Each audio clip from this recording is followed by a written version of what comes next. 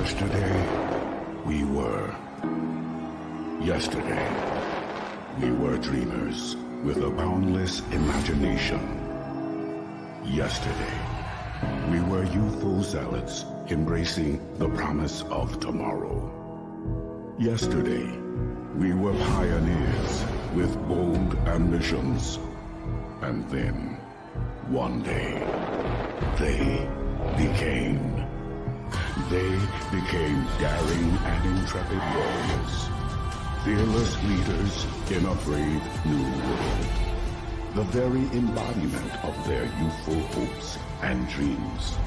They built lasting legacies, created new worlds, forged indelible moments that forever echo through time. Today is the dawn of another new era in professional wrestling. But we will never forget our storied past. Tonight, yesterday is honored, embraced. Tonight, we come together to celebrate, to remember, to relive the dream one more time. For their passion is still tireless, and their spirit forever endures. Then and now.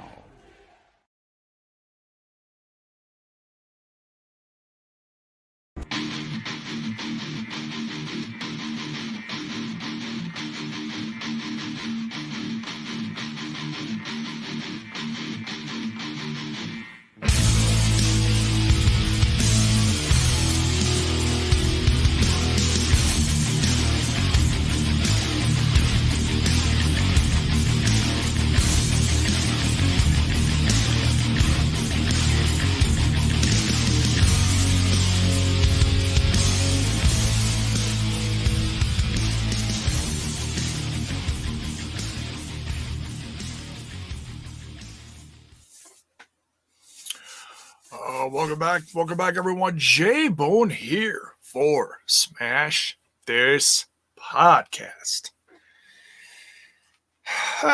For those of you who follow me and the TNI crew over on Total Nonstop Impact, you recognized those little tributes from last night.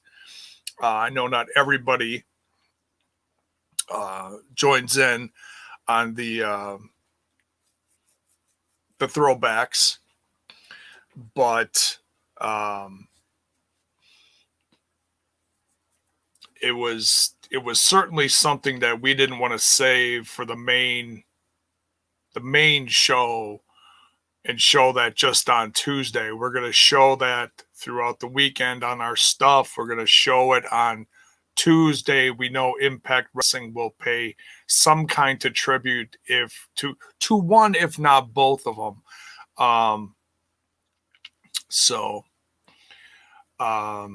Yeah, Swag fan. Yeah, he passed away yesterday. That was a big blow to TNA Impact fans. I mean, whether you watch the current product or not, if you're an old TNA fan, that voice, that voice is synonymous with so much history with that company and so many iconic openings to so many great pay-per-views in the past. That particular one that just played is the one from the TNA Access TV special that aired right before what we were supposed to have, that WrestleMania special, during that weekend. But then everything got canceled and the world went to shit all within a matter of days. Let's say hello to a few people out there. Swag fan, what is up? El Punke, what's up? Eric, how you doing? Yeah, rest in peace, Mr. Scott. We also paid tribute to Puppet yesterday, so I played that one as well.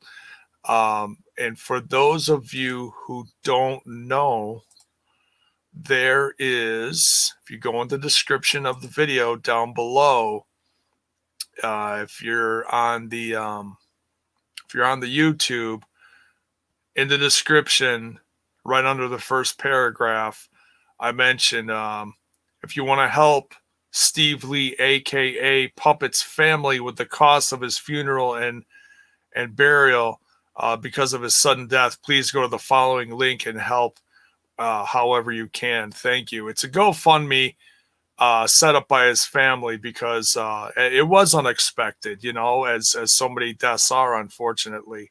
And depending on what's going on in their life, sometimes you're prepared, sometimes you're not. In this case, they weren't. It came out of nowhere. What's up, Zach, in the chat there? So yeah, rest in peace to both. And as you know, Puppet's part of so many wacky things he did, and actually, his known wrestling career, I don't think a lot of it really is known, because I know he toured with his group a lot throughout the years, and I looked up on a site, it was like cagematch.com or whatever, Cage Match, and it's only got like a handful of dates over the last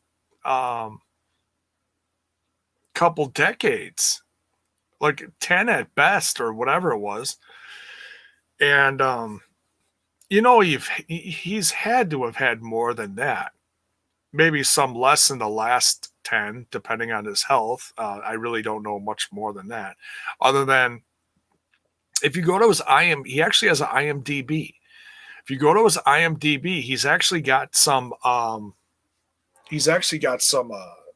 movies to his credit too, including one of the more recent adaptations of The Wizard of Oz. I don't know if it's the one that was on Sci-Fi or where it aired, but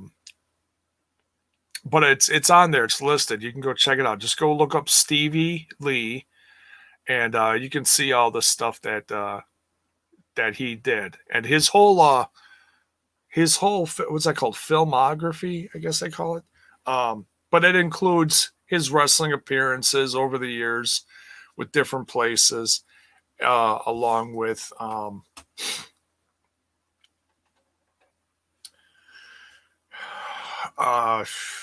he was in Jackass, I guess, which I know had some other, you know, midgets or dwarfs. I don't know what the politically correct thing for calling them anymore. You know, I'm not trying to insult by any means. Was that Wee Man? Wee Man? I don't even know if he's still alive, but I know he was part of that too. So I imagine maybe they chased each other around, maybe in one of the movies. I don't know. I really don't know. But nonetheless. So yeah, rest in peace to Puppet and Barry Scott. You're both going to be missed. So yeah, we got SmackDown from 9/11. Of course, they open up with the tribute to 9/11. You know, we all know what that is.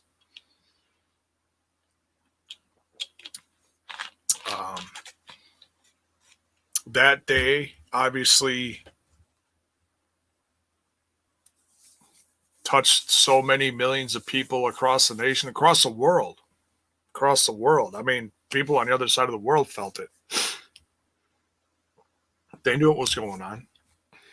I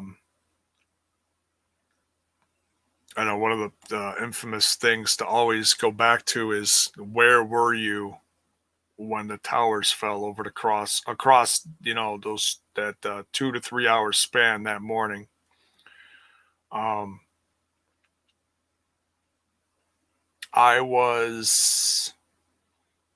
had just shown up to work at one of my part-time jobs where my pops was working at the time. I was just doing light maintenance around the building. It was a union office. I would take out the garbage. I'd clean. I'd set up tables for big union meetings and stuff like that. Just a bunch of odd jobs. I'd take the boss's trucks and go get them washed, and just light work. I'd you know, stuff like that. Well, I remember showing up to work and there being about a dozen people, like our entrance was through like the kitchen area. And there was about 10 to 12 people standing around a little TV in the break room. Like, we'll get to the SmackDown stuff in a minute. But I just want to, some people, are curious. Some people want to know. I don't mind sharing this once in a while. I don't talk about it too much. It was just a really scary day because none of us knew what was going on. There were so many people around the TV, and I just kind of showed up and just walked in between everyone. I had no clue why what they were watching, why they were all quietly standing around the TV. I had no clue. You just kind of walked past, like, all right, whatever. They're all watching something.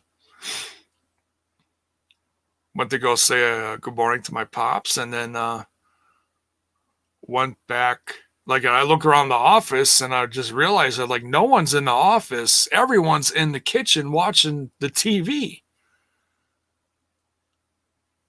And I'm like, what the hell's going on? So I remember going into the kitchen, talking to one of the bosses, like, hey, I'm going to go start downstairs and start setting up stuff. And then I look at the TV, and I think it was like right after the first plane hit. And at that point, everybody's thinking, wow, what a horrible accident. A plane flew into a building. That's so odd. I mean, I didn't hear anybody thinking out loud, we're under attack. It was just a tragic accident at that point. So I go downstairs and I'm like, wow, this is really crazy. It was just one of those really weird, bizarre things. So I turn on the TV downstairs in the banquet room, and I'm grabbing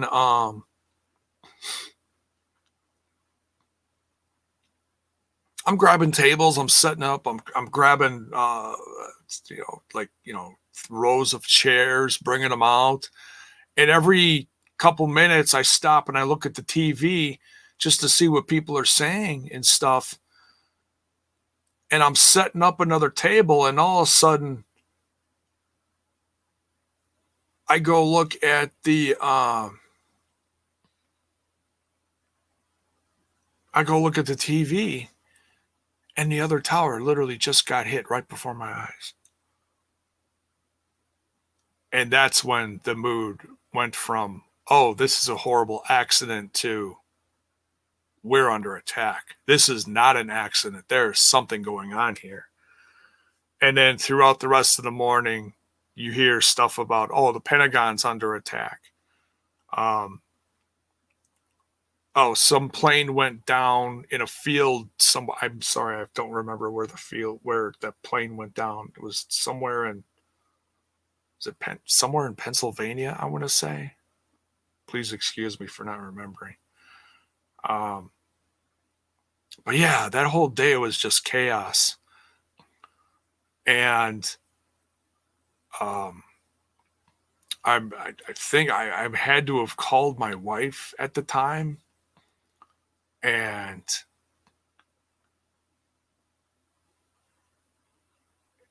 she said something to the effect of,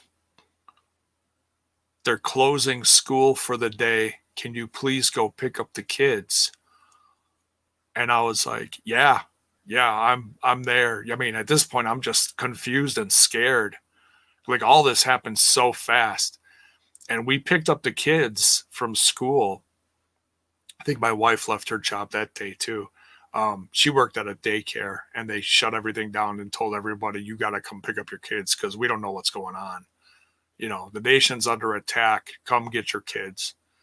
And we had a friend who was in the military, but he wasn't active anymore. But he had it was, this is all real blurry because this is so long ago. It's almost 20 years ago. He had a friend who was still active, and the government was apparently firing up systems that they hadn't fired up in decades because we thought we were going to war that day or something to that effect. And our friend was basically waiting for the order, like, hey, if you need me someplace, I know I'm not active, but if you need me someplace, let's go. Let's fucking go right now. I am ready. And he was ready to fight for his country that day. You know, he was angry, he was scared, he was confused. We were all confused. We were all scared, you know. It was just a crazy day. And that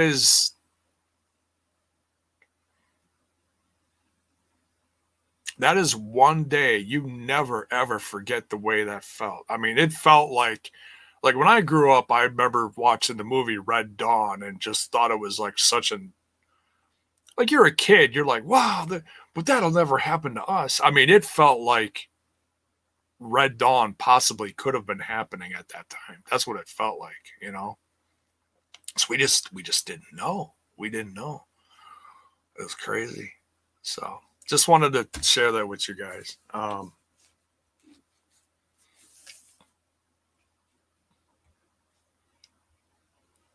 PA was a site the plane crashed in 9/11. Oh, thank you. Thank you. I thought it was Pennsylvania somewhere. It just couldn't remember where exactly. Thank you. Swag fan, it was unreal. Yeah. Yeah.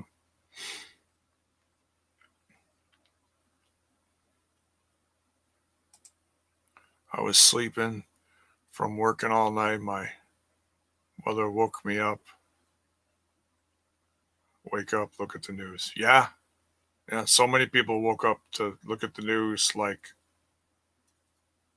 what is happening, you know?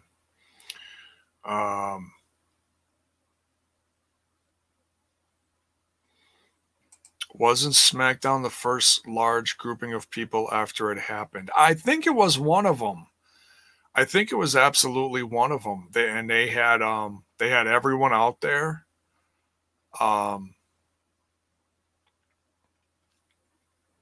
Yeah, that's so blurry, but I imagine you could be right. I know they lined everyone up down the aisles and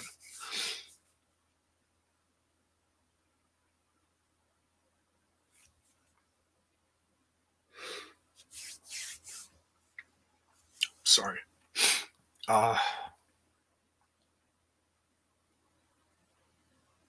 Yeah. It's crazy. Crazy. Bell's boy, what's up, man? Shakes. Oh, okay. Somewhere in PA. Okay. So, all right, let's switch gears. Sorry, guys. It's been an emotional 24 hours. It really has. I mean, and I'm going through some other stuff that I can't talk about on here quite yet, but I'll talk about it sometime.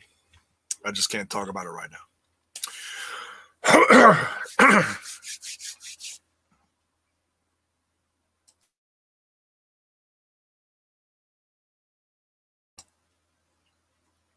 All right. So, Terrence Sullivan. I was working on the 12th floor when 9/11 happened. What a scary, bizarre. Oh, were you in one of the towers, dude?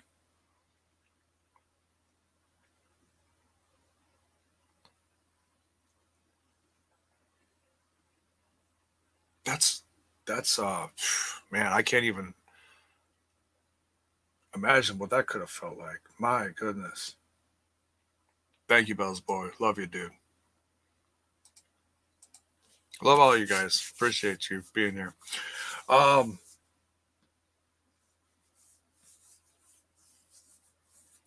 Montgomery. Where? I'm sorry. Where's Montgomery? My geometry is horrible. I mean, my geography is horrible. Montgomery, it's escaping me.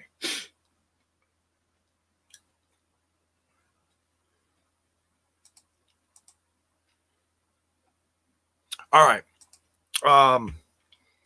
So this is going over stuff from tonight's SmackDown, and then we can open it up to open forum afterwards if you want.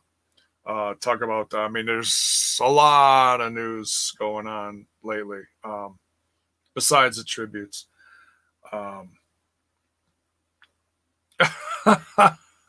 What kind of a bizarre heel is Reigns? Oh, that's actually that's a beautiful way to put it. We'll get into that. And I'll tell you in a minute, because that's how we open up this. Oh, excuse me. That's how we open up this SmackDown, folks. We open it up with our tribal chief. Our tribal chief and Paul Heyman. How many times did they say tribal chief in this SmackDown? I mean, they really nailed that one home. They really did. They nailed home that Samoan heritage, and they talked about it on and off throughout the entire episode. They even showed little pictures, or I should say not little pictures, little itty bitty pictures. No, old pictures of Jay and Roman growing up together, playing sports together, lined up at different sporting events, whatever it was, you know.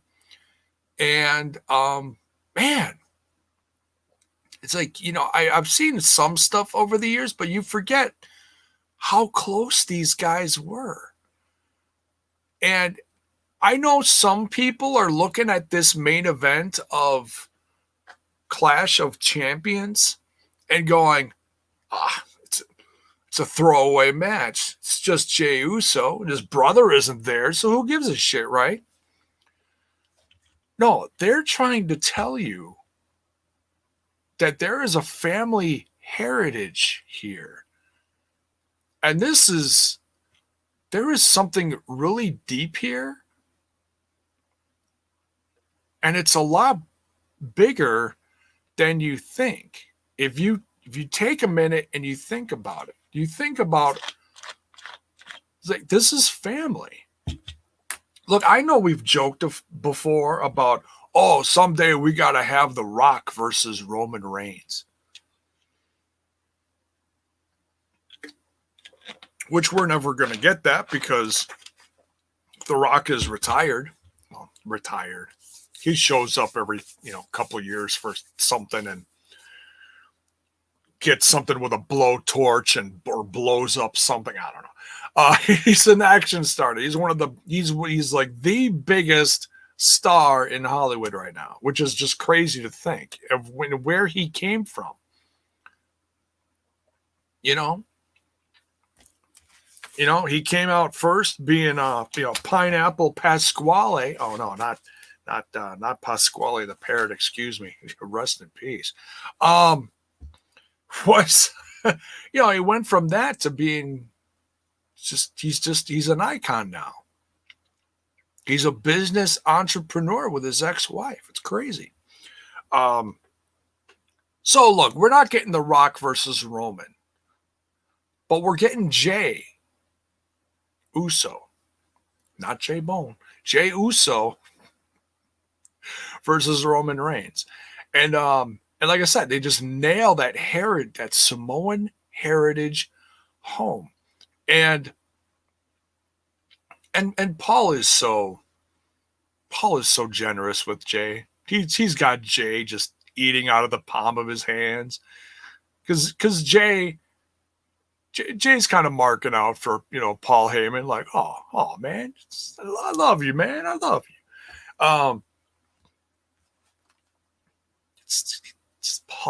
Paul is just, he's got him. He's right there.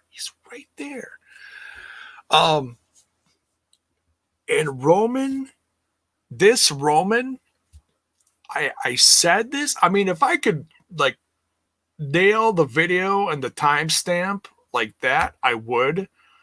But I know I've said this in the past about Roman. Whether he was heel or face or whatever. Keep it simple. And it works. And that's exactly what they're doing. He's got a few bullet points. Comes across real nonchalant and chill.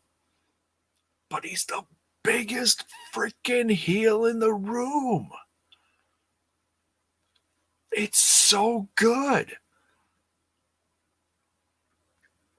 And it just took him so freaking long to get there. And it's just amazing that they're finally doing this. And he's kicking back later in the episode, and Jay's got all this energy. Oh yeah, man, we're gonna do this and we're gonna do that. When we face him later, and we face Corbin and that other Dingleberry, what's his face? And who the hell did Sheamus, that Dingleberry Sheamus. And he's got all this energy, and Reigns is just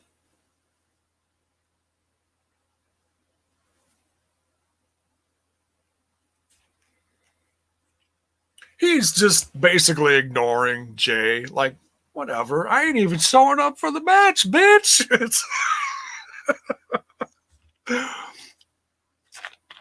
such a heel. But he's like on another level from Corbin and Sheamus. Like there, he's like still babyface, even though he's not a babyface.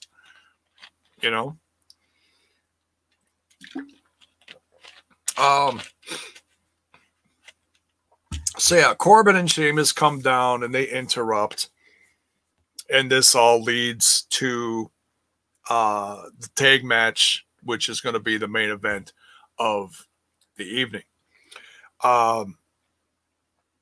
Sami Zayn is in the truck. Or no, is that later? Oh no, that's how they went to the first break. He's in the truck. They go to commercial because he's messing with the controls. What's this do? Zzz. They're gone.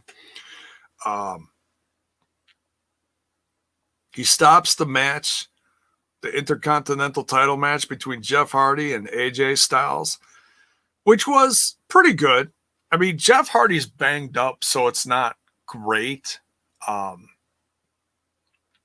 He's selling this. He's selling the hell out of something when one of his legs is banged up or his knee or something.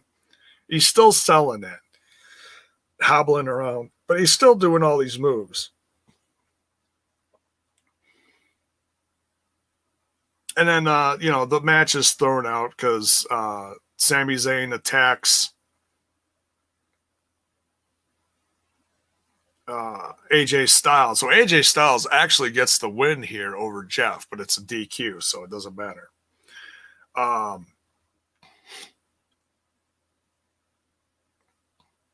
Swack fan says Roman is a chilled guy. You gotta just let him be himself a bit. Same with Lashley. Yeah, I mean Roman's just doing it so good, and I keep saying this, and I'll keep saying this. If you go look up some of his stuff that he did in NXT, that Reigns did in NXT right before he formed the Shield with Rollins and Ambrose, Mox, whatever you want to call him. He was that straightforward, easygoing, like corporate dude in a suit, and he did it so well. And, people, so many people just don't realize it. But if you want to see what he did, go look it up. Go look it up. It's real rare, too, because he didn't do that for very long, I don't think. Like, it was like a handful of months, if that. Not even. In fact, they didn't even call him Roman Reigns. They called him something completely different. I forget. Someone will come up with a chat. Critical Sting, what is up? Critical Sting will let me know what it was. They called him, I forget who it was. It was some like Samoan name or something. It wasn't Roman Reigns. I don't know. Yeah. Oh, look at the Bells boy got it. Leakey or Leakey? Lay. What that says. Thank you. I probably just destroyed it. I'm sorry. But yes, that's it. One word. That was it. And that was him. Thank you. See, I knew someone was going to come up with it. Leaki.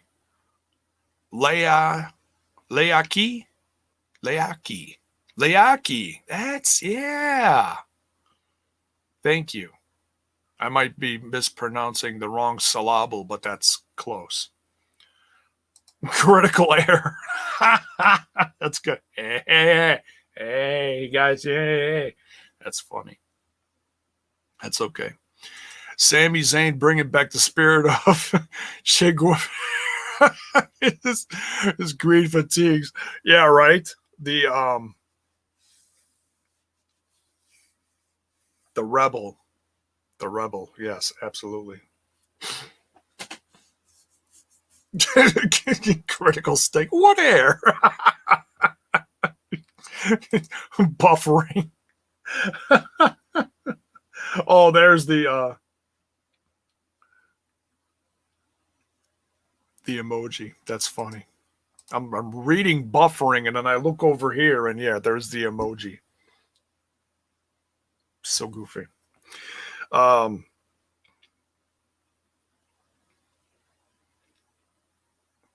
yeah, and then Jeff Hardy. Now this is where it gets weird. Jeff Hardy gets up. He's all banged up from being attacked.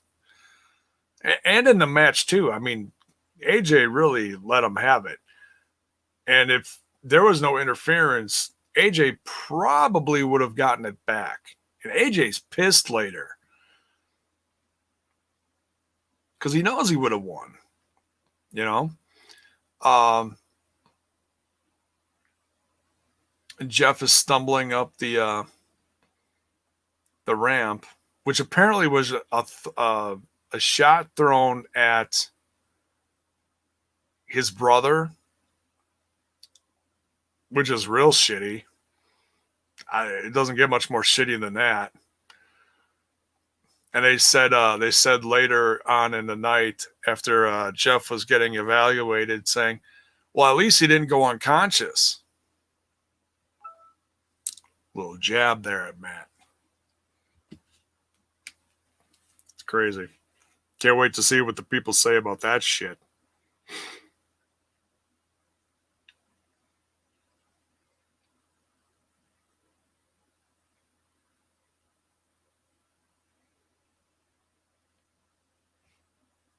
We just silence this. So unprofessional.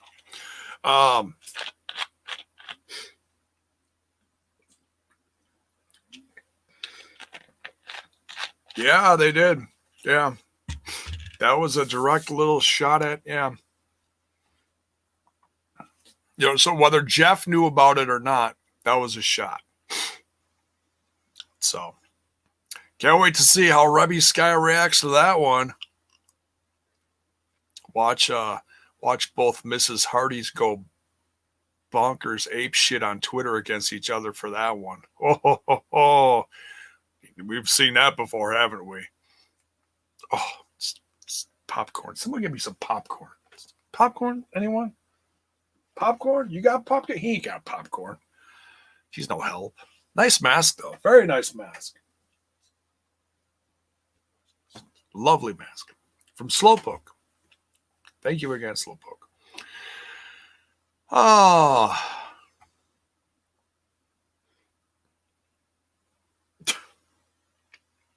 Goof.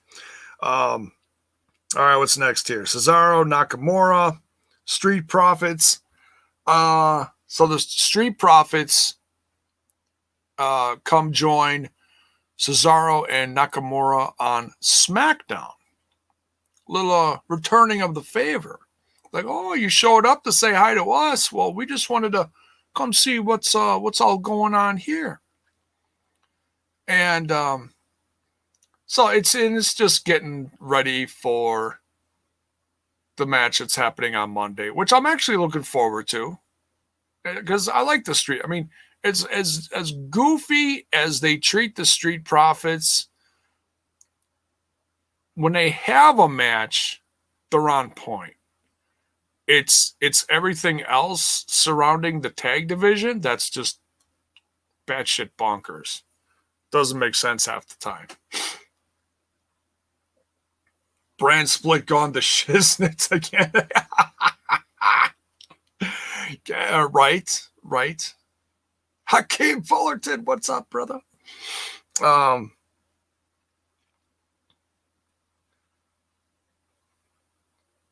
And then later on, the Street Profits actually distract Cesaro and Nakamura. I know I'm jumping ahead here, but that's all right. Whatever, it's all right. The Lucha House Party actually beats Cesaro and Nakamura, which I don't think they said it, but when you beat the champs, no matter what champ it is, you earn a title shot. So we're probably going to get Lucha House Party versus Cesaro and Nakamura at Clash of Champions. But it's probably going to be on the pre-show. If I'm going to throw a guess out there, it's going to be on the pre-show. Because that's what they do with Lucha House Party. I'd congratulate Kalisto, on winning tonight, but he blocked me. He blocked me. So someone go tell Kalisto that J-Bone from Smash's podcast gives his best. Okay? Can someone do that on Twitter? Not now. Can do it later. Later.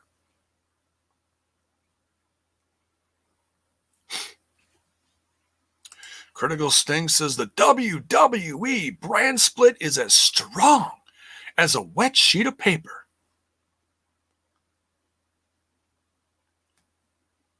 That's not very strong. Like, are we okay? So are we talking like notebook paper, or are we talking like TP? What kind of paper we ever did? Anyways, but yeah, you're basically right. Yeah. Be right back. Be right back. Where are you going? Where are you going? Where are you going? Like Alicia Edwards. What are you doing?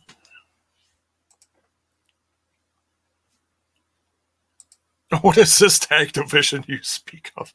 Yeah, it's usually a hot mess. Yeah. Any paper. All right. Toilet paper, and that's critical, Stinger. Ooh. All right. Wrestlers that blocked J-Bone. 1, Cody. 2, Kalisto. No, Cody actually did not block me. He just was very late night drunk, upset at my tweets. That's all. All right, we continue. So yeah, really not much of a match between Lucha House Party and Cesaro and Nakamura. Like I said, Street Profits distract them. And yeah, man, it was comical because they had a party going on and they wrecked Cesaro and Nakamura's locker room. Bailey comes out with a chair, the chair that she used to attack the former Two Belts Banks. It's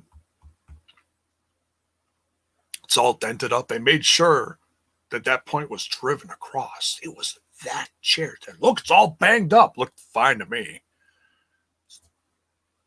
I needed glasses anyways, but anyways. Elijah Washington, what is up?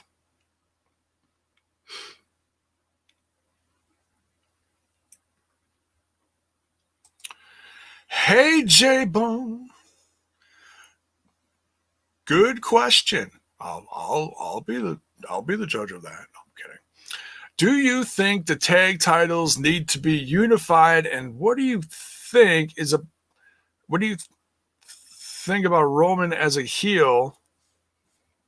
I like this build. We got to see when we destroy Jey Uso's, or maybe a finger poke. Oh, God.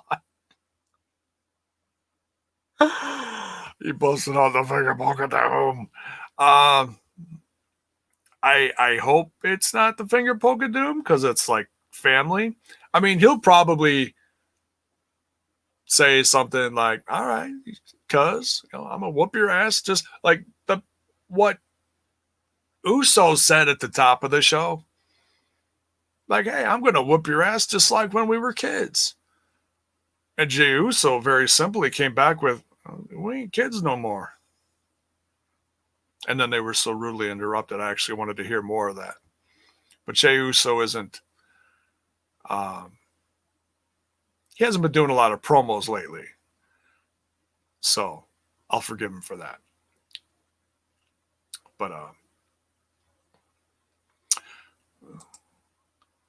Bayley is the best women's wrestler on the planet, period. She didn't need that loser Sasha Banks. Now she can go on running to her cousin Snoop Dogg and Brandy. Hashtag Sasha loser. Hater.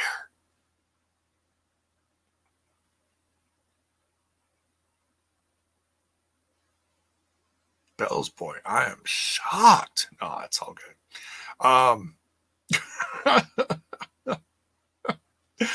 That was good. No,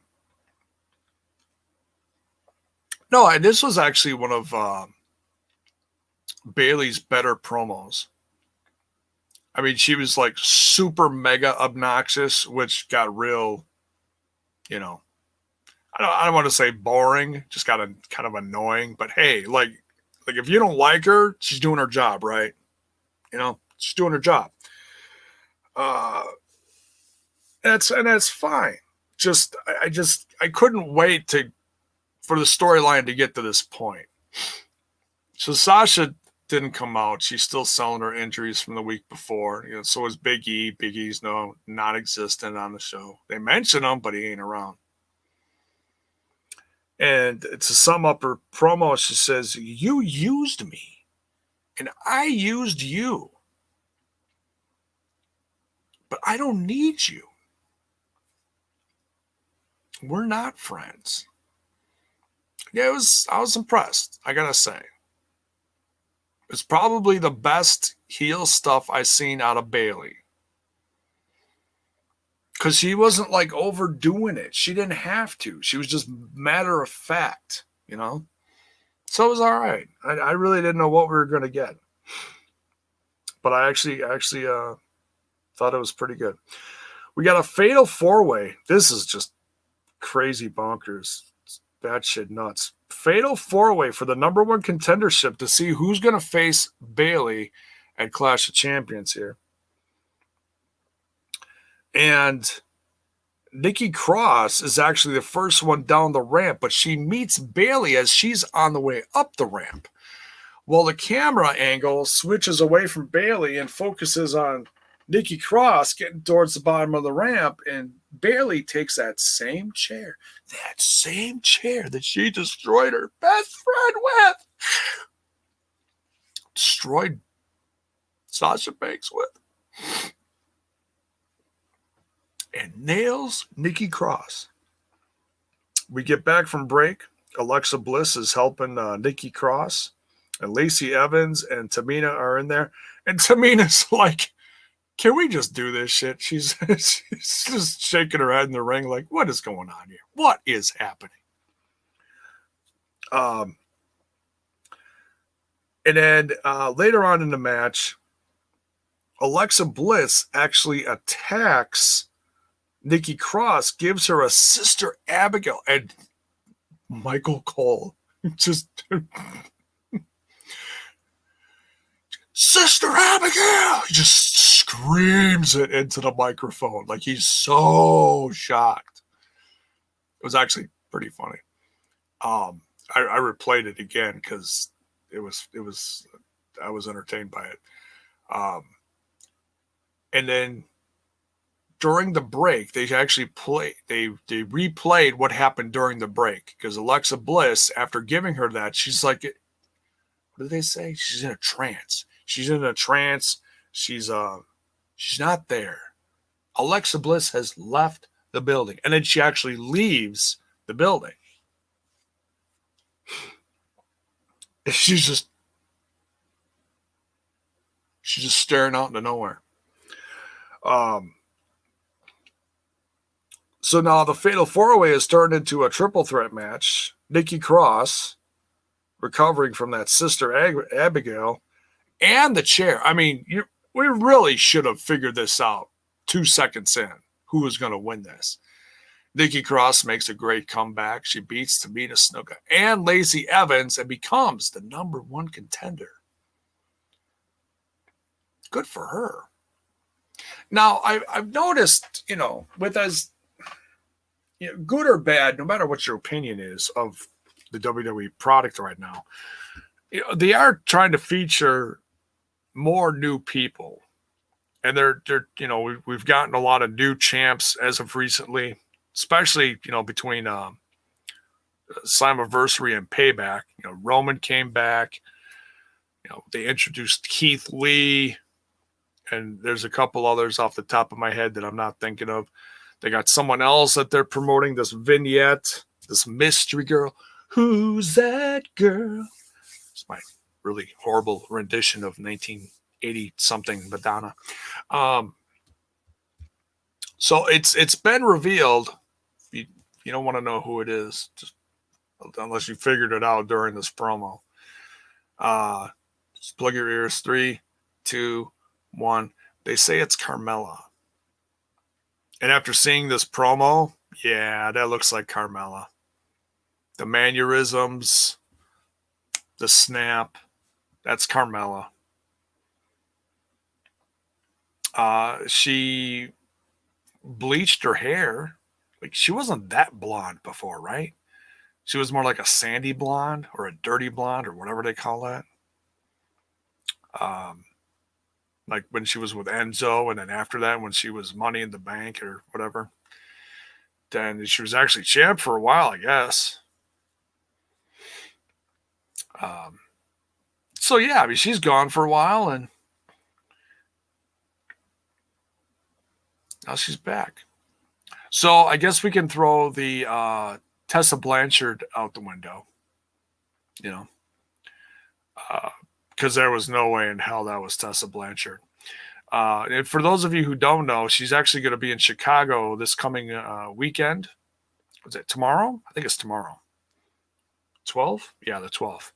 She's wrestling Kylie Ray, and Tessa is defending her Warriors Women's Championship. So basically, she's going to Chi-Town to drop the title. No matter what's going on around it, I would still love to see that match. I don't know if it's going to be on Fight TV or something, whatever. I'll have to take a look. But the whole card's pretty good.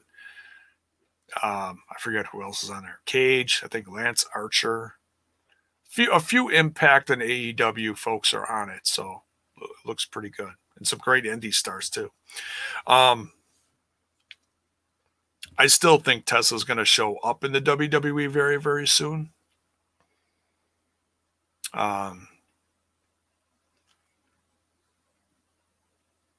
But where and how is going to be the question. I'm going to guess she actually does go to NXT. I feel that'd be the best for her right now. Because as much as they're not doing much with certain people on the main roster, if they want to bring some more attention to NXT in this little war they've got going on Wednesdays or whatever day of the week it is, they're going to need someone like Tessa Blanchard. Love her or hate her, she's she's got quite the presence. She's got a big name. She's done a lot in the last few years. So we'll have to wait and see. But anyways, back to SmackDown. So the Fatal 4-Way is okay. Nikki Cross wins. She is your new number one contender. We get that Mystery Girl vignette. And we get Otis versus John Morrison. Kind of a goofy match. He really kills John Morrison. And during the match, though, Miz steals the lunchbox. Because last week, it was revealed that they keep the contract in the lunchbox, not the briefcase. Proof that Miz and Morrison watch the replay of SmackDown on their DVR when they get home. Proof positive right there.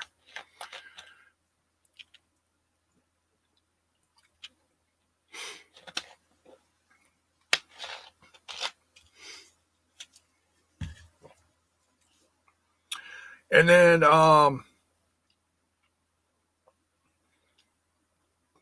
later segment after Otis wins the match, you know, Tucky's all freaking out. Come on, we gotta find him. Come on, let's go.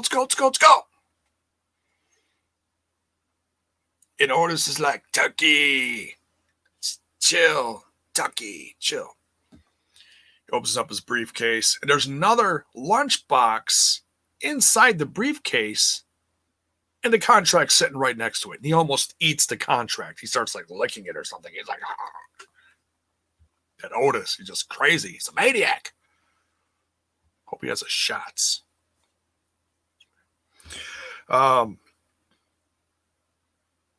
Miz and Morrison strike out again. They open up the lunchbox, which they're sure they got it this time. Because Miz has that lawyer. It's like there's a loophole in there somewhere. Is it that 9/10 thing? 9/10 of the possession is of the rule or thing or something? I don't know.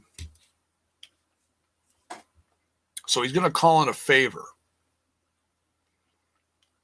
Who is Miz calling? Is he calling that other lawyer that helped AJ Styles recently? I'd be very curious to find out. Are we going to get another appearance from 1/3 of Park and Park? If we are, I'm going to die laughing. Which means they're actually going to do more. Mr. Fred's jumping right in on it. Miz is calling Abyss. Oh, man. That'd be funny. That would be funny. Says, I'd rather see Tessa join AEW than WWE. Well, I'm sure there's some kind of bidding war going on, so to speak.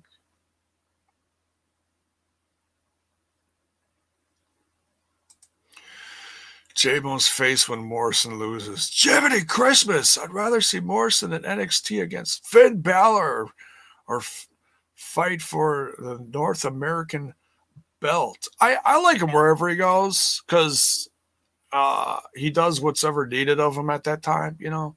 I mean, would I like to see Morrison do more and get that championship and, you know, pull a McIntyre and do something?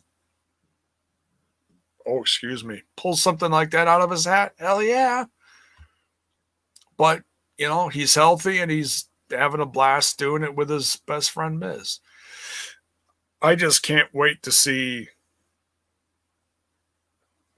Miz and Morrison turn on each other. Whoever does it.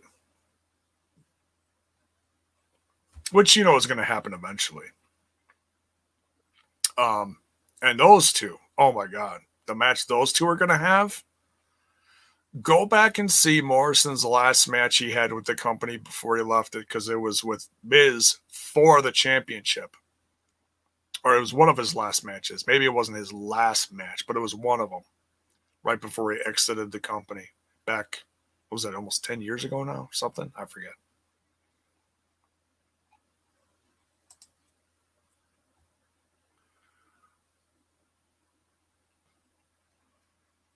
So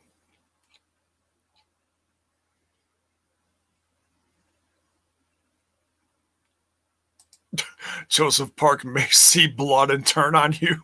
Call Chandler Park instead. No. We don't want him to leave. Don't you jinx that critical sting.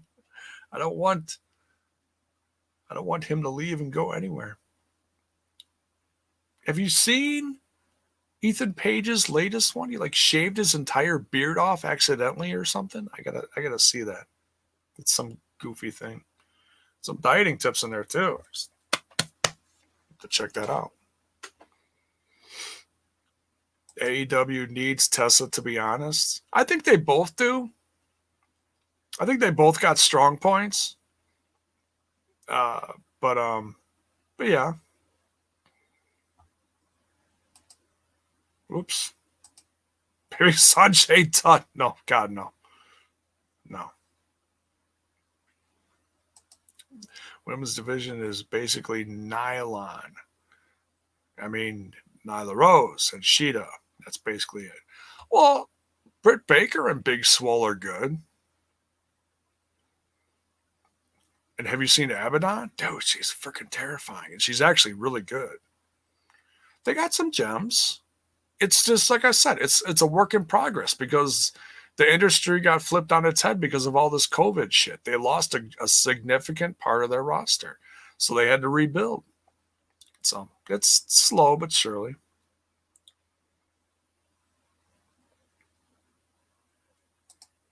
Not a word about Ethan and the Karate Man. Dude, his karate shit is hilarious. Crazy. All right, we continue. Firefly Funhouse. What in the wide world of what the fuck is going on here? First of all, we get the introduction or the almost introduction of Pasquale the Parrot. He threw another P word in there somewhere. I'm not sure. The petrified parrots, the something parrot. And the pig, whatever the pig's name is, sitting next to the box there, the hat box. He's like sitting there like burping and like digesting something. Here I'm thinking the pig ate the bird.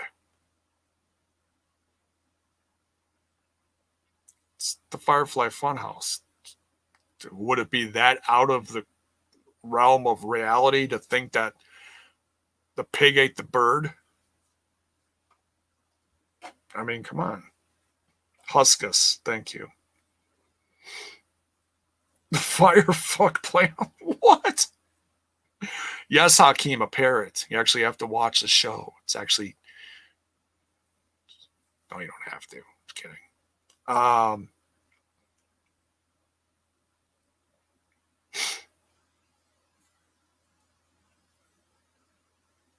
Bird probably tasted like chicken.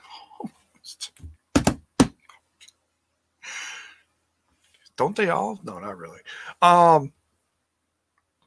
So he's like, he cracks the joke that he accidentally killed the bird. He probably should have poked some holes in the box first. So tosses the box to the side like, oh, well. And all of a sudden, the devil strange alternate universe version of Vincent Kennedy McMahon comes in the room. That's good shit. That's good shit.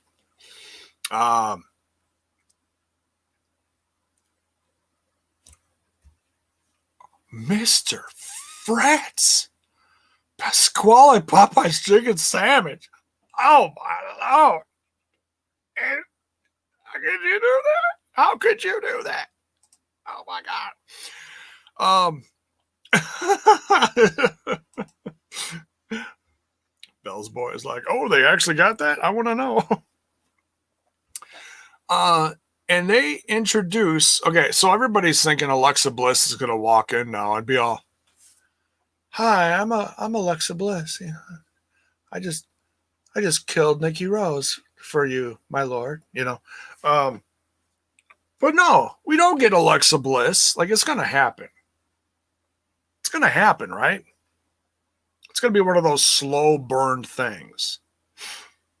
And next week, you know, Alexa Bliss is probably going to be like, "I'm so sorry, Nikki. I don't know what came over me." And, you know, trance again, and then, you know, chair shot or whatever. Put her through a table, and the cycle will continue. We get Wobbly Walrus, and they actually have like the words at the bottom of the screen because it's completely inaudible. It's messed up. It's really messed up. Alexis is Festus. Like, just because they almost rhyme, it's no.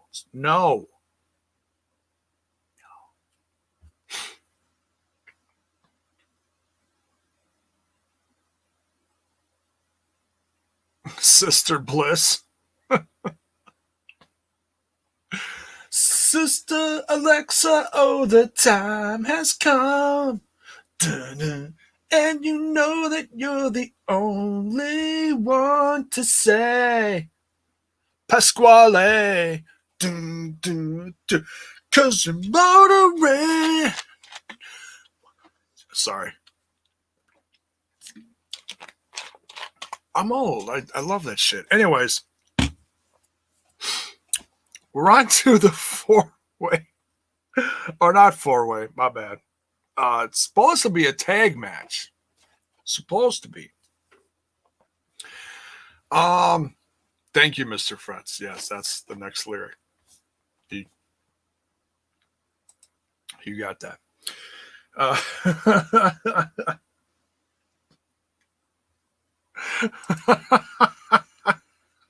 Oh, hell yeah. Put your lighters in the air.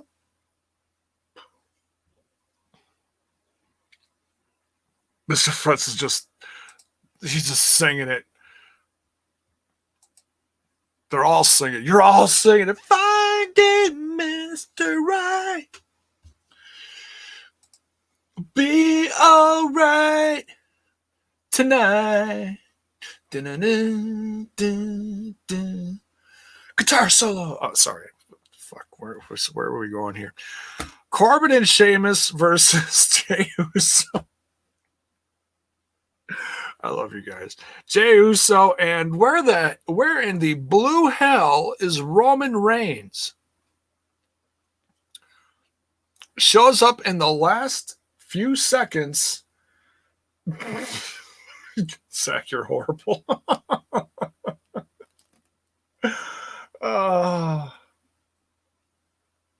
There you go. You guys got it. Produced by DJ Ozzy Osbourne. What the fuck is going on? Exactly. Hey, it's Friday. Thank God it's Friday. We just kind of let our hair down.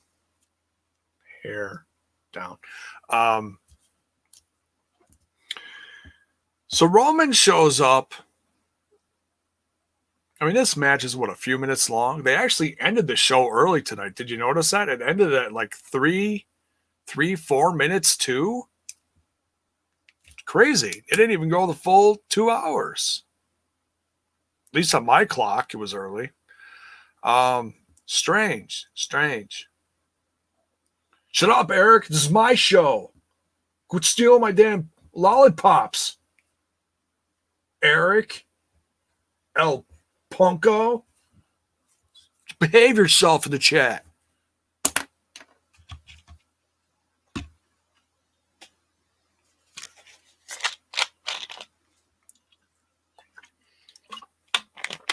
Roman comes down the ramp.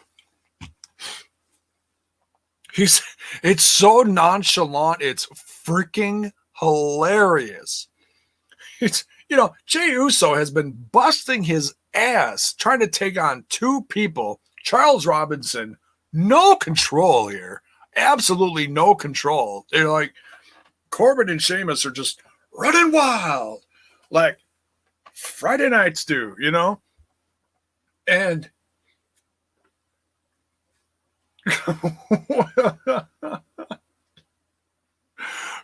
dear Lord, I don't know what's going on there, Mr. Fret's place. Pushing coworkers and what? Into Super Mario spikes, Mr. Fretz. What? That got dark really quick, Mr. Fretz. Roman walks up the steps, tag. That's it. Just walks up, tag, goes in, pause, deep breath, spear, pin. End of match. Roman wins the match for the Samoan duo. The tribal chief has saved the day, even though Jay had it all on lockdown. He had it all set to win. And Jay's just like, yeah, I'll raise your hand, even though I did all the work. And you know, he wasn't too happy with that. So that's SmackDown. It was okay. You know, we got some storylines building. I think the storylines was better than some of the wrestling that went on. That I really liked Jeff Hardy versus AJ as much of a counter hot mess that was, because it was just a lot of countering. It wasn't a whole lot of offense, you know. All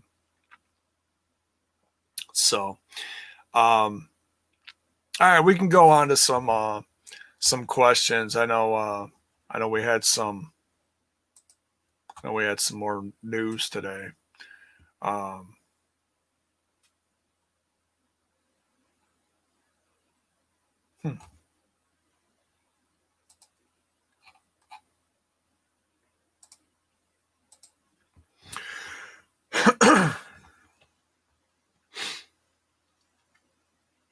Let's see here.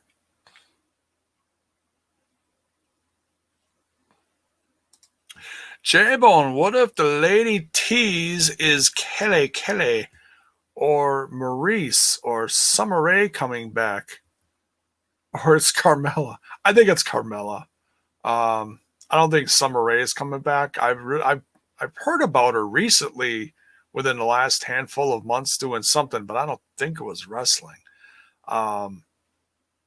Maybe she showed up at an indie show before everything went to shit, real briefly or something. I forget. I thought I maybe heard something. Kelly. Funny you should mention her. She actually has her own YouTube channel now, and she's just moving into a new place with her fiance. And they kind of go back and forth and, you know, do little boyfriend, girlfriend bickering a little bit here and there. But yeah, she's just adorable. So yeah, you want to go check out Kelly. Just look her up on social media. You should find the link for her YouTube channel pretty quick. Let's see what else is in the chat here.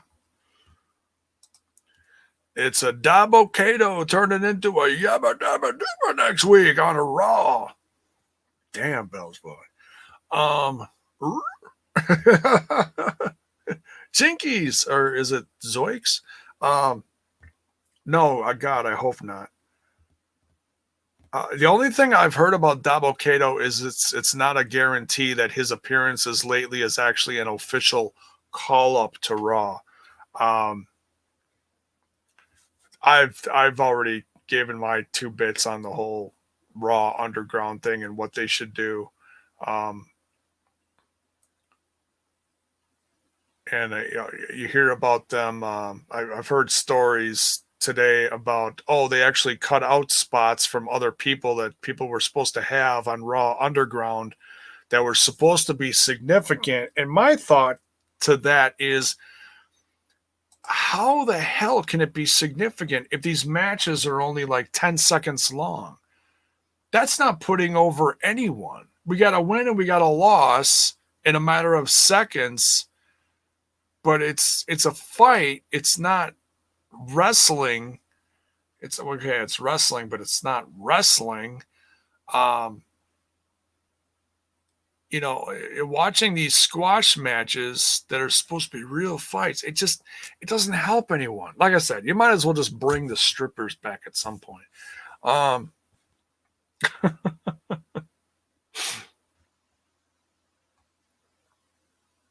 Fun fact, Jeff Hardy's first match in TNA was against AJ Styles. Yeah, it was on the early days of their Spike TV deal, I think. I could be wrong, but I think that's what it was. I forget. Whoops, wrong thing. Jabo, what you think about Jeff Hardy being hurt? You think this is a storyline or Jeff injury? I hope not. Do you like this vicious Sami Zayn? Sami Zayn is so obnoxious. Number one, I'm glad he's back because I like Sami Zayn. He's actually really good at this, obnoxious. I think he's channeling Bailey, actually. No, I'm kidding. But he's, he's trying to be the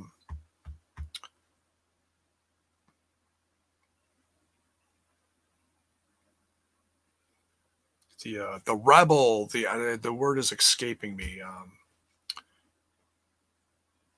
He's obviously a heel, a dictator, like a dictator character.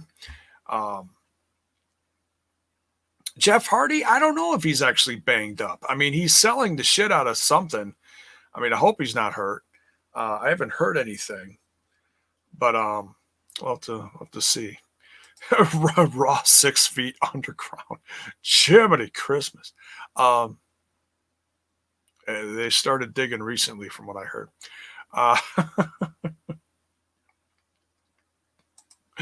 Heath apparently has been talking with WWE stars who are interested in Impact Wrestling. And I believe it. I 100% believe it. He's one of those guys, pretty easy to believe. He's not all about the bullshit. I don't think he'd be lying about something like that just to put over the brand that he's with. Because there is a buzz of it. No matter what, it doesn't matter what the ratings are.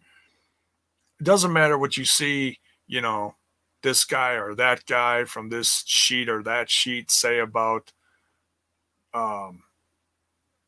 they're losing the war on Tuesdays or some bullshit. I mean, you can go to that other channel and go, watch that bullshit. I'm not all about that. No, hell no. They'll talk about the positives. You want to focus on the negatives, then just call your channel, We Hate Impact. Just change your moniker. You might as well,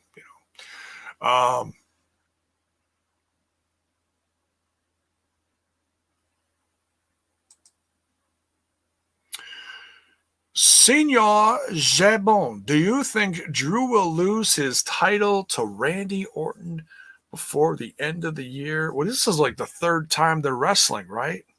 Is it the second or third? I'm losing track. It's been going on a while now.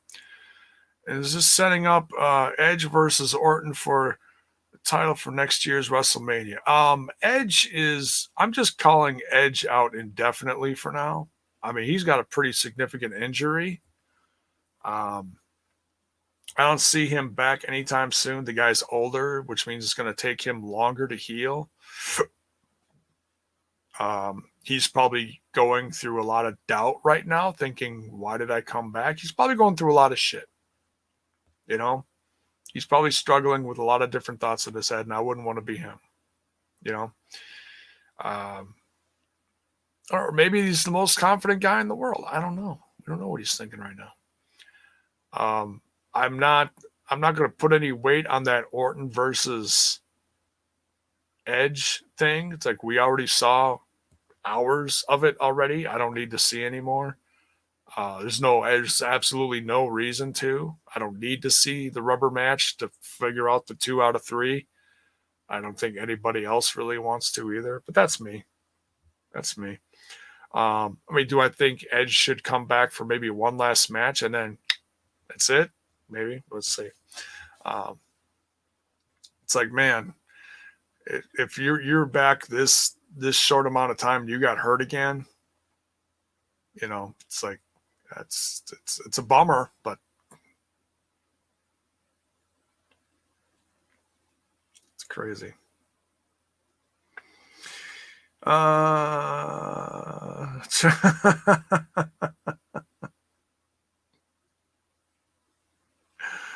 Do you think Tay Conti will join Anna Jay in the Dark Order feud with her?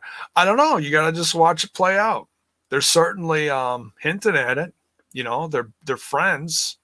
Anna Jay and the Dark Order are certainly working their evil magic. They're conjuring.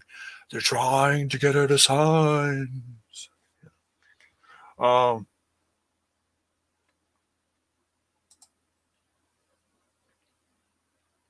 Wait. El Comandante. The hero of the Cuban Revolution. Yeah. There you go. Question, J-Bone. How do you feel about Cedric Alexander joining Lashley and Shelton? Do you think this is going to help Cedric, or is this a build for Cedric to turn face and face Lashley for the U.S. belt? That's interesting. Like he's going to turn on them? Well, like Shelton Benjamin even said, if you even thinking twice about, running up on us and double crossing us, you're going to regret it. He told them that. So was that foreshadowing too? Could be. It could be. It's good for Cedric Alexander because whether you like the Hurt Biz or not, they're a big focal point of the 3 hours of Raw. They're on Raw Underground. They're on the regular part of Raw. They're in backstage segments. They're all over the place. MVP is practically running Raw right now with his crew. And if Cedric is a part of that, then he's got a piece of that, and that's great for him. And I actually like the Hurt Biz. I like MVP more as a focal point, as a manager, a speaking part, but he can still go in the ring. So, I mean, when he's in the ring, it's not sloppy. It's still clean. It's good.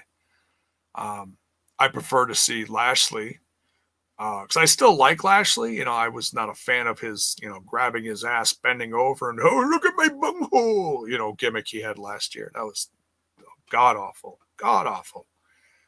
It's like, stop that. You're destroying him. This is much better. Lashley's a badass. He's a champ again. He's United States. He's United States champion.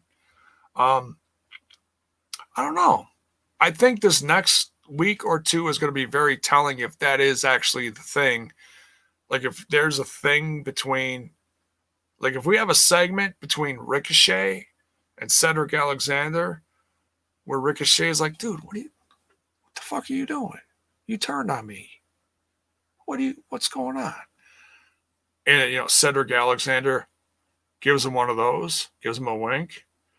Like, hey, I got this, Then it's an inside job. But I don't know. And that's something that we don't see very much. At least I can't remember the last time we saw something like that, where somebody was working inside a group from the inside out to try to destroy it or damage it or something. Because Shelton Benjamin already has doubt in his mind. So that's going to play against Cedric Alexander, which means Cedric Alexander, whatever he does, if that's what he's doing, he's going to have to do it way away from Shelton Benjamin. So,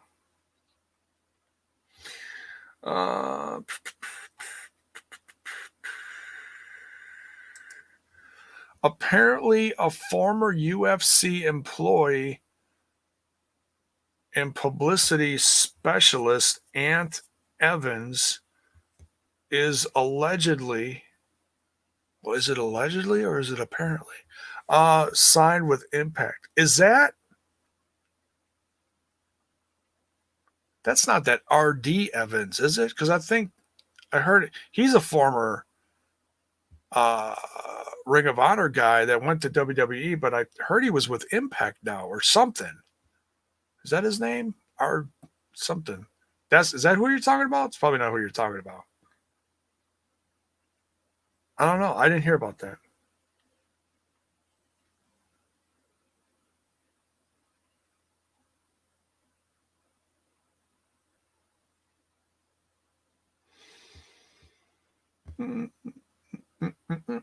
Uh-oh. Oh, J-Bone! Oh, J-Bone! Happy Friday! Happy Friday, J-Bone! Holy shit. How dare you throw a party on Smash This Podcast and not tell me? You know I love WWE SmackDown. You know I love that. I actually hear crickets in the background after that joke. You can tell how bad that joke is. How is that a joke? I'm telling the truth here, Jay. You're throwing this party. You don't tell me. I'm part of this now. I'm part of Smash This Podcast. I want like 5% of all T-shirt sales. I've been boosting your ratings by contributing a lot of contribution to your WWE talk. Somebody would actually have to buy the shirts in order for you to get a cut. Oh, come on. Oh, hey, who we got here? We got the gang. Oh, I got control of your board here. What do we got here? Oh, it's for me. Hello, everybody. Hello. Hello. Friday night on the Smash This KL show. What's up, Jay? How you doing? How was your Friday, Kalon? Oh, I just got out of work, and it's Friday, and I'm spending Friday night here talking to you about wrestling. I'd rather be at the bar getting slammed right now, J-Bone. What, slammed by the women that you're hitting on that are turning you down, or funny. No. They just pour drinks on your head. They don't. Because if you're, yeah, that's true. Or throw cigarettes at your Loca gear. Well, that's happened. We don't want that though. What about my blue hat, Zach Bonifer, in the comments? What's wrong with my blue Impact hat? Huh? It's he actually matches the SmackDown motif of the. Yeah, and I got my Sue Young and Susie shirt on, my Impact hat. That is terrifying. So what's up in the world? Hold on a second, Bells boy. You don't speak of Jessica Rabbit. You keep her out of your head. She does not exist to you. Thank you. Oh, all right. No, we're not going by Jessica Rabbit anymore because there's another podcast that goes by Jessica Rabbit. I call her Jessica Rabbit in real life, but thinking of a new persona name for her. Because someone else on the Russo's brand, the Super Ugly Show, they have a Jessica Rabbit. And that's just like, I don't want to feel like I'm stealing, but I do call this girl Jessica Rabbit in real life. She calls me Roger, but you don't need to know about that. That's too much information for you. But Jay, how are you? How's SmackDown? It was okay. It was okay. You're doing a review here. I'm going to need more than that. Well, I just pretty much wrapped it up. You showed up at the end of it, kind of like last time. Well, that's what I do. I show up at the end. I am the bitter end. I am the last call of podcasting, J-Bone. Tony says, Impact fans. Ha, ha, ha. Yes, actually, there are several. Yeah, Tony. You know what, Tony? Look at your SmackDown. You got AJ Styles. You got Jeff Hardy. You got Joseph Park. As far as I'm concerned, where would we be without Impact, huh? Exactly. There's a rich history. It builds guys up and gives guys a place to go back to. There you go. Both sides. There you go. See? There you go. Booyah. Hey, Critical Sting just went over to the don't leave your bits around. Whoopsie. Twitch. Fact.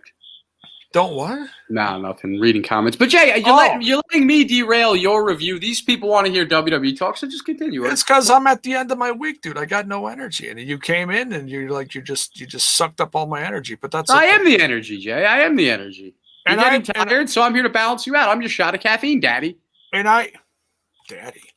Oh, you are my father. We've discussed that. This is true. You are. I meant like father, not like sugar daddy. No. Like, oh, daddy. I meant like, oh, dad. It's father. Like, people start asking, "Where's KL?" Oh, he's under the desk. No, not that kind of daddy. No. God, no, don't say it. I told you. I just watched the Motley Crue movie the other day, The Dirt. A lot of under the desk going on. Oh, yeah. That is a raw movie. rawer than 3 hours. Yeah, I was watching it with Jessica Rabbit when you guys called that night. We were on the couch watching it. Did she appreciate it? Oh my God! So this girl, look, I'm not going to make you feel old, but most 26-year-old females, Jay, they don't really like Motley Crue. They just don't care for it. But they just don't know. They don't know. So after this movie, me and this girl are just singing to each other back and forth. Same old situation. Come on, man. Bangers. We like Motley Crue now. I mean, I always did, but she didn't. But the one thing we can't get over, Jay, why were all the dudes dressed up like chicks? Like I just want to know. It's just I don't care, but it's just like, and all the women were into them. That's what I'm trying to figure out. Why were the women into the men that dressed like women? They wore women's pants, they wore makeup, and now we're talking about glam metal on Smash This Podcast. This is supposed to be for Jacked Up Jukebox. Yeah, the Jacked Up Jukebox. Yeah, which is we're gonna do one tomorrow. We're gonna talk about Quiet Riot. We're gonna talk about some other stuff. We're gonna talk about that little story that I told you. Oh, I would join, but since it's a Saturday, you have to check a milk carton if you're looking for me on Saturday. My God. Yeah, this is true. My God. So how's that new schedule going? Is it are you adapting? Because they're kind of throwing you all over the place under the bus lately. Oh, did I tell you that they reversed it all? It all got reversed. Like now I'm back on there. That's why. Yeah, they completely. Yeah. Well, it's like a game at this point, Jay. They tell me they're going to do something, and I look forward to it, and then it's like they find out that I want it, and then they just take it from me. But I guess that's how life works. You got to reverse psychology them and be like, wow, I'm really loving this switch around you did to me, because then they'll give you your old shit back and you'll be like, oh no, fuck. That's true. There you go. But so what's new, Jay? What's going on? What's up with this dude? So I wanted to ask you this. I know that Barry Scott passed away, but I've been at work for like 9 hours. Puppet passed away? Puppet passed away. So you know what? That makes me uncomfortable, Jay. Because on Tuesday, I was like, we need to interview Puppet. And I never say anything like that. That just flew out of my mouth on our Tuesday show. I just randomly said, I said we need to interview Cheeks. And then everybody laughed. And I was like, well, how about Puppet? We should interview Puppet for Throwback. I said that on the After Dark last week. And it's weird to me that I never think of Puppet or talk about Puppet. And I mention him. And I just find out he passed away. And like we were actually like, oh, we should try to reach out to him and interview him. Like it was a joke initially, but it would have been a good interview. They literally found him dead. He died in his apartment the next day. That's horrible, man. Our condolences to the family for sure. Yeah. Rest in peace to early impact guy there. Yeah. I talked a little bit about Barry Scott and Puppet at the top of the show. We talked about him last night on the Throwback. We did they played the little tributes I did,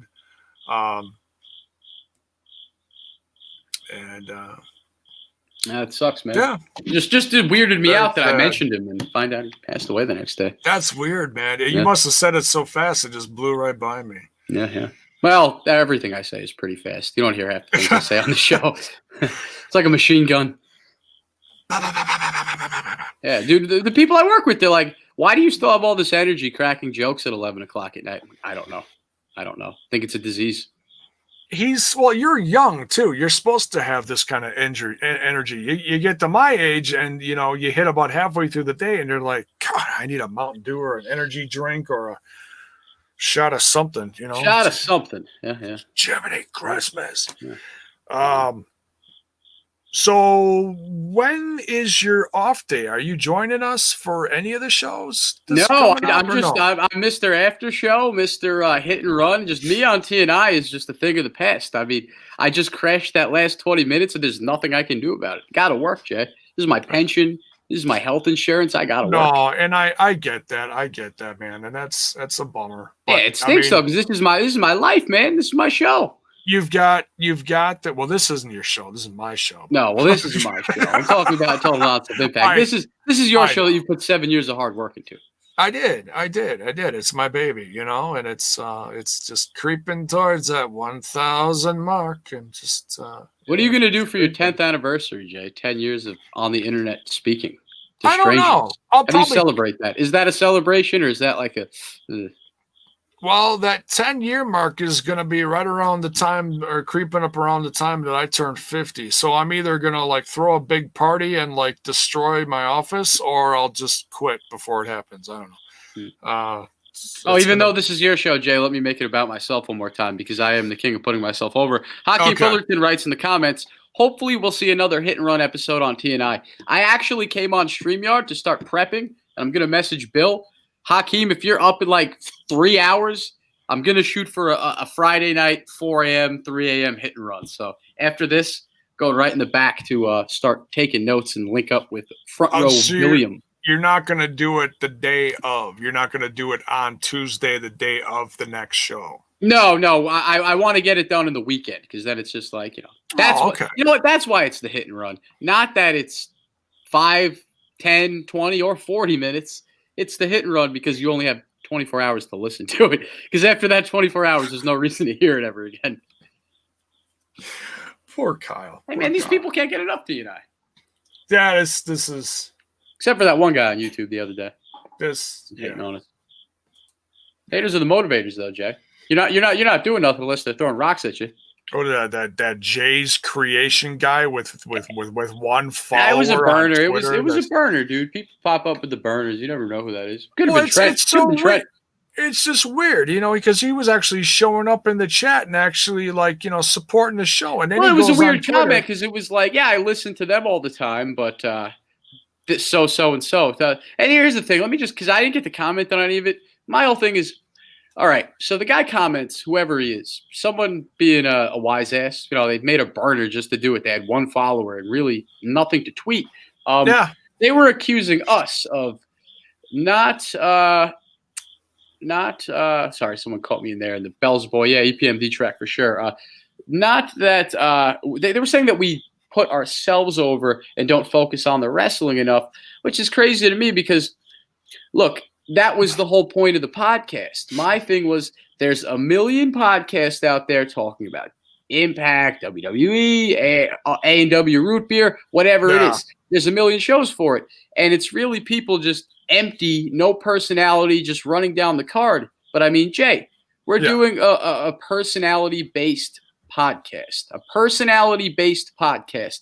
We all bring something different. Yeah, but it's like you think of morning radio. You got a radio DJ. Yeah, he's pushing you through the news. He's pushing you through current events. But there's a lot of personality in that. And that's the whole point of the podcast. Right. And if you don't like that, Jay, you can just switch over to a different podcast. Nobody's forcing you to listen. And these people are having a great time. Hakeem Fullerton's here every week. Critical Sting, Bell's Boy. These are regular repeat customers. They came here because I'm part of TNI, and it's helped me a lot, and I greatly appreciate it. And like I just want to wrap it up with the personality, goofy morning zoo based podcast isn't everybody's cup of tea. Then go drink something else. Yeah. Like, look. Hakeem Fullerton right now, live. He says, I admit you guys can go off track when doing shows, but you continue to make the shows interesting by doing it. If you don't like it, watch something else. It's like, we're just, it's not even a podcast, Jay. TNI is not a podcast. It's a party. It's just a party. The total nonstop impact party. We're a network. We bring all sorts of stuff. You got the main show, the review. You got the throwback. Yeah. And you got the more fan-related show reviewing Explosion on the weekend. So we bring all sorts of stuff. And I think of it like this all the time, Jay, is like, look, anybody could watch wrestling. Anybody could just review it.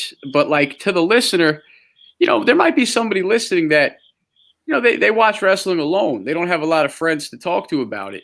This is just, you come and party and watch wrestling with your friends, laugh and, have a drink if that's what you're into, that sort of thing. It's just a party. Yeah, so. Just kick back. It's to escape all the BS in the world because God knows the world is a horrible place right now. Yeah, but so bottom line, suck our dicks, suck Alicia's lady dick, and that'll be it. Take it deep, motherfucker. What? What he said, I guess. I say it how it is, Jay. I say how it is. All right, you can say that. I'm certainly not going to ask anyone to suck my dick. I mean. All right. I'll mature when I get to be a little closer to your age, Jay. Still young and wild. It's not at my age. At his, you could, excuse me, his, yeah. I mean, I always do that still. I was pointing the wrong direction. So, just, That's what I'm Jeff Hardy saying. in the Hakeem eye. Fullerton. That shows T&I is getting popular because they're getting haters. That's right. They throw rocks when you're at the throne, Jay. They hate you when you're at the top, but they love you when you're nothing. That's what happens. It's the bigger you get, the more BS you get. It's like I got people that are trying to they're giving me the down votes. They're trolling the account. They're showing up with fake Sean Ross Sap accounts. Big smiley face. Wait, you had a fake Sean Ross crash the show? That showed up on the last TNI show and this one. The one that me and Bill crashed? Oh, no, you're talking about the last. Wait, it happened on the last TNI when I wasn't there? A fake Sean Ross Sap showed up? Yeah. Oh, in the chat and said, I can't wait to ask for my apology when you guys go live. Oh, no. The same thing happened right before I went live tonight on here. And I'm like, man, someone is really going out of their way to just be it's someone that listens to me every single time and knows exactly what I talk about every single show. Smashing the podcast, brother. That's what I like to hear. But this person has the most big, gigantic, humongous, pardon the expression. No, I won't say that. Especially not today. We'll say Eiffel Tower of a boner for me. It's really weird. It's weird choice of words, Jay. Because usually Eiffel Towering with boners, that's when two guys are banging. Never mind. But let's wrap this up because I just crashed your show. We talked nothing about SmackDown for the last 20 minutes. Let's wrap this up and put a bow on it, Jay. I just came to say hello. A pretty little bow. So why don't you let the folks know where they can follow you?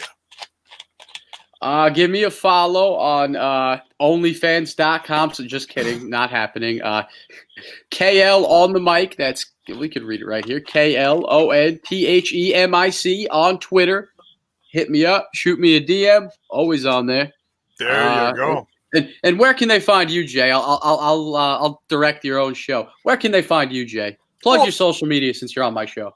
Thank you, KL, so much. You're so generous when you show up here. You really are. I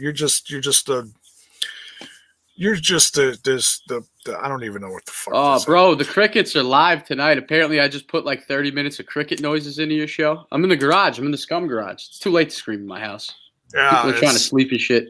Yeah, you're gonna get a toaster thrown at your head pretty soon. Someone's gonna poke their head through the door and be like, "The fuck!" Well, when it gets quiet, at least it's kind of funny. Yeah, that means someone's sneaking up on you. That means Kyle's about to get it.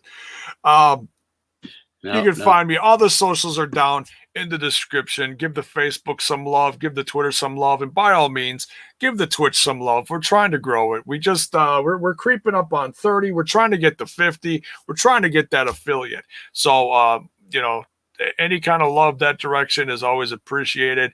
And by all means, for the channel itself that's been around for 7 years, you know what to do. Smash that like button, smash that sub button, and ring that bell for notifications so that you know when more of my content hits your screen. We're out of here. Good night. We'll see y'all mañana.